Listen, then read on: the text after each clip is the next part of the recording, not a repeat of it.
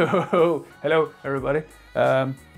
Vous êtes sur les tutos de Vito, les tutos qui vous remettent à l'anglais. Si jamais vous avez la drôle d'idée de vouloir vous remettre à l'anglais, vous êtes au bon endroit, avec la bonne personne surtout, et puis dans notre magnifique classe interactive multimédia, voilà, qui sert à rien, mais c'est juste pour faire joli. Alright, aujourd'hui nous allons parler du futur.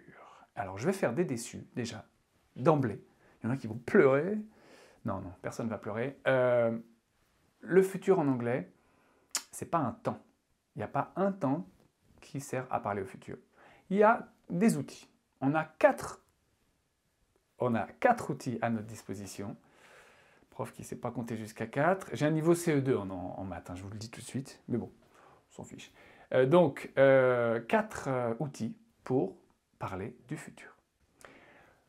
Le premier outil, c'est le présent be plus ing. Alors, j'ai déjà fait une vidéo là-dessus, vous pouvez retourner la voir, et j'en parle déjà du jeu. Le présent be plus ing, qui normalement exprime une action qui est en train de se passer. Si je dis par exemple, I am playing basketball now. Je suis en train de jouer au basket. I am playing. Be, I am, plus le verbe en ing, I am playing.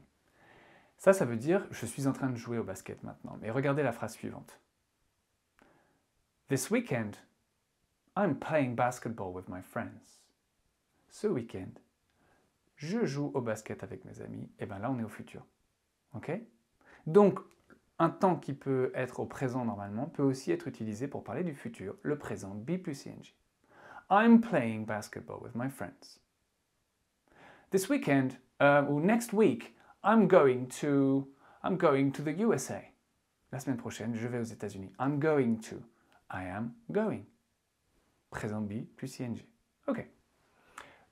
Ce temps-là, ce présent be plus ing, cet outil-là, est utile pour du futur relativement proche.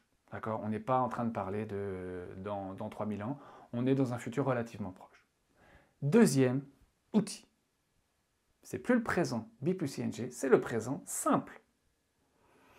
Écoutez la phrase suivante. Oh, my film starts tonight at 9 p.m. The film starts tonight at 9 p.m. Le film commence à 9h ce soir. C'est prévu. D'accord? On peut vérifier cet horaire-là. C'est un horaire qui est prévu depuis longtemps. Donc on va utiliser du présent simple. Le film commence ce soir. D'ailleurs, en français, si vous regardez bien, on fait la même chose. On dit le film commence à 9h ce soir. Alors que c'est du présent, commence. Et pourtant, c'est le futur. Un peu bizarre, hein? Tout va bien, tout va bien. The cinema opens at 7. Le cinéma ouvre. C'est pareil, c'est des horaires qui sont prévus. D'accord? Alors, on explique les choses comme ça en général. Quand c'est quelque chose qui est déjà prévu à l'avance, des horaires de magasins, de lieux publics, de programmes télévisés, tout ça, là, on peut utiliser du présent simple. Ok. La différence entre le présent be plus ing et le présent simple, c'est que dans le présent be plus ing, c'est plutôt la personne qui parle personnellement. Donc, ça fait une petite répétition, mais la personne, c'est elle qui parle d'elle-même. D'accord? Alors que dans le présent simple, c'est plus général. Ok. Troisième outil.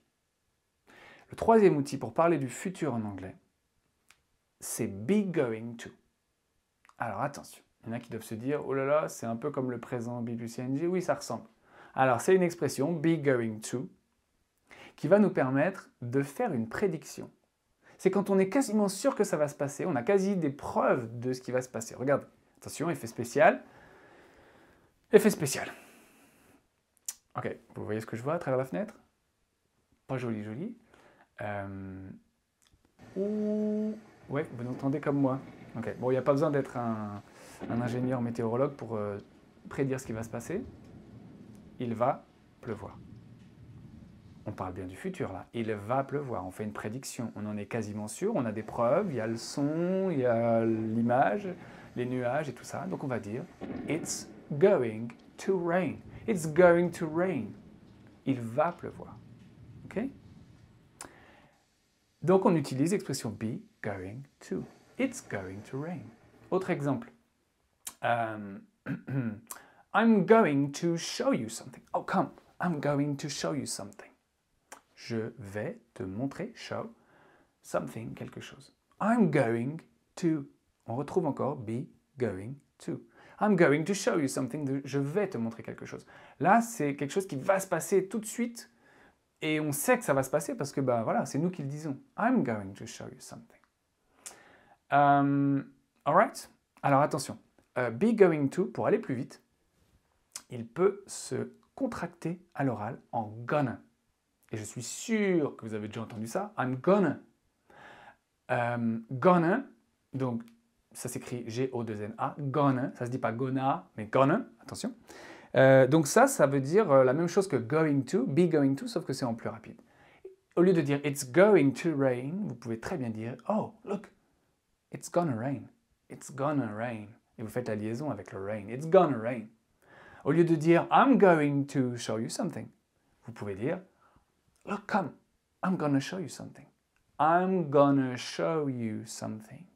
I'm gonna. On évite de l'écrire gonna, c'est plutôt à l'oral. Ok.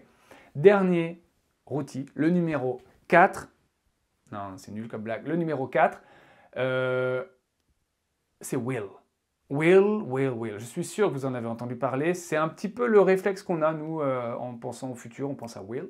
Alors, will s'utilise avec juste un verbe derrière.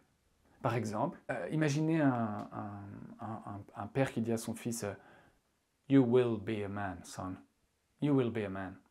Tu seras un homme, mon fils. Oh, c'est beau ce que je dis. You will be a man, my son.